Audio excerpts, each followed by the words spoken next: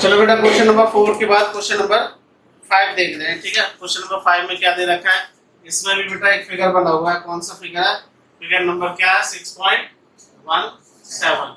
इस फिगर में हमें क्या क्या दिया हुआ है कि Q R is perpendicular on P Q. ये क्यू आर तो दे देना चाहिए था ना, ओ आर है। ठीक है, क्या दिया है? ओ आर जो है परपेंडिकुलर है किसके? पी क्यू के। परपेंडिकुलर मतलब जहां पर वो 90 डिग्री का एंगल बनाता है वहीं परपेंडिकुलर हो जाता है। और एक और बात दे रखी है कि ओ एस एक रे दे रखी है जो किसके बीच में है? ओपी और ओ आर। तो हमें ये प्रूफ करना है, ये शो करना है। ठीक है, तो आप गिवन में लिख लेंगे, मैं शॉर्ट में लिख देता हूँ, आप ये वाली लाइन और लिख लेंगे कि ओ आर जो है वो परपेंडिकुलर है किसके? पी क्यू के। एंड या मैं लिख ही देता हूँ O S is another ray between कौन कौन से है बेटा बोलोगे? OP and OR। ठीक है, ठीक है, तो हमें क्या शो करना है? Show that angle ROS is 1.5 of angle QOS minus angle POS। ये हमें प्रूफ करना है। तो देखो कैसे करना। देखो बेटा, हमने ये देखा कि क्वेश्चन में हमें दे रखा है ओ आर परपेंडिकुलर है किसके? पी आर पे। तो ये कितने डिग्री का एंगल बन रहा होगा? 90 डिग्री का। तो हम इसको लिख लेते हैं कि ये प्रूफ में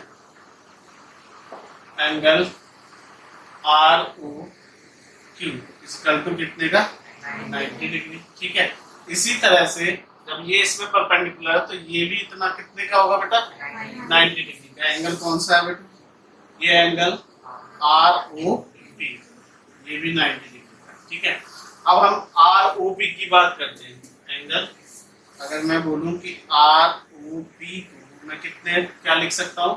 एंगल आर ओ एस है ना, ये लिख सकते हैं R O S plus P O S, ऐसे लिख सकते हैं। एस ओ पी भी लिख सकते हैं, लेकिन मैंने पी ओ एस इसलिए लिखा क्योंकि हमें इसकी जरूरत पड़ेगी, इसलिए लिखा। ठीक है, ये भी कितने का? 90। सेम इसी तरह R O Q, R O Q को कैसे निकालूंगा? इसमें से, किसमें से? एस ओ क्यू में से। किसकी बात कर रहा हूँ मैं? बात कर रहा हूँ, यहाँ देखते हैं कि आर ओ क्यू कैसे निकालें? S O Q, S O Q. ठीक है, या क्यू ओ एस, क्योंकि यहाँ पे हमें क्यू ओ एस दे रखा है। क्यू ओ एस ये क्यों लिया है? ये बड़ा वाला एंगल ले लिया, उसमें से अगर मैं ये एंगल माइनस कर दूं तो क्या बचेगा बेटा? R O Q. और मैं आर ओ क्यू ही निकाल लो ना। कौन सा माइनस करने की कह रहा हूं मैं? R O S. ये भी आपको पता है 90 का है और ये भी आपको पता है कितने का? तो इसको मान लिया इक्वेशन 1 और इसको ले लिया इक्वेशन। बात समझ में आ गई? चाहे तो इसके साथ बगल में लिख लो तो आपको समझ में आएगा। R O Q equal to क्या है? Q O S minus R O S. ठीक है, इसको इक्वल सेकंड लिखते हैं। ठीक है, ये क्या है? कंपैरिजन करने में आसान है। ये दोनों ही कितने के थे? 90, यानी कि इनकी लेफ्ट हैंड साइड इक्वल है तो राइट हैंड साइड भी इक्वल होगी, यानी कि ये इक्वल टू इसके। किसके? यहाँ लिख लेते हैं R O S plus P O S equal to किसके? Q O S plus R O S, plus नहीं सॉरी क्या है?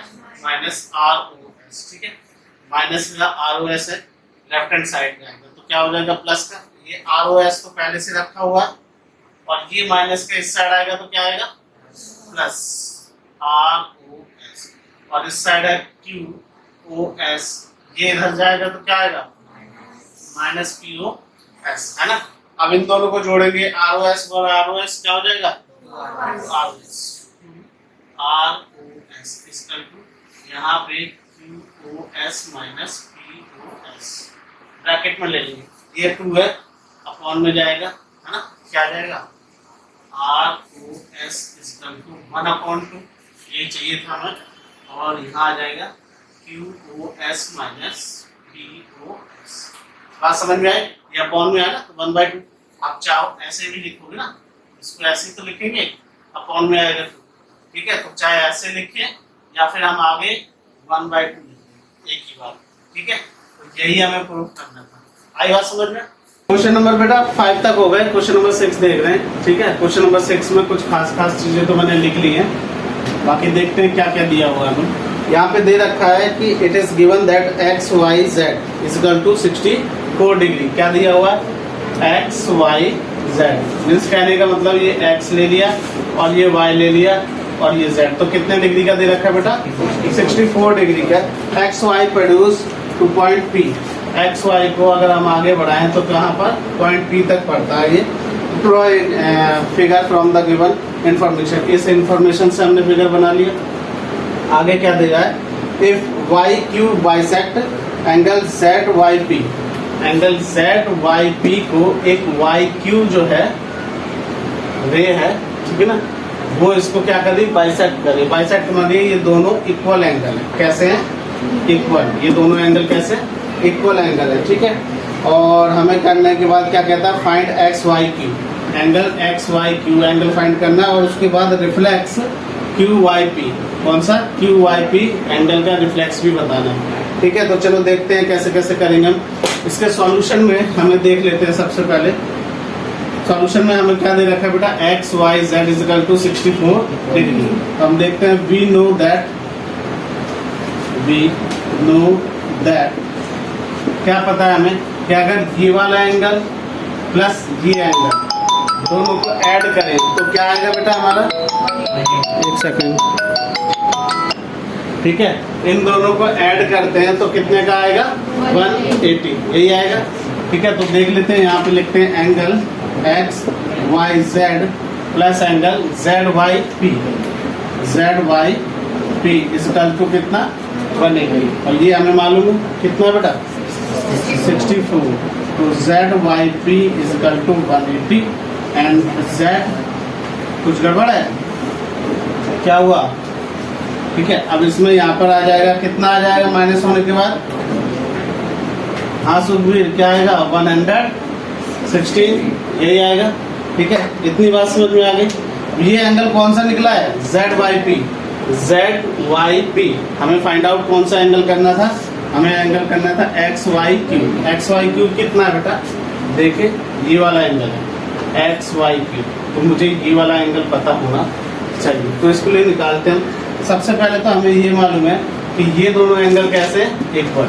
अगर एंगल कौन सी वाली? इसी एंगल की बात करें, जेड वाई पी की बात करें, वो कितने का है? 116 डिग्री, 116 डिग्री।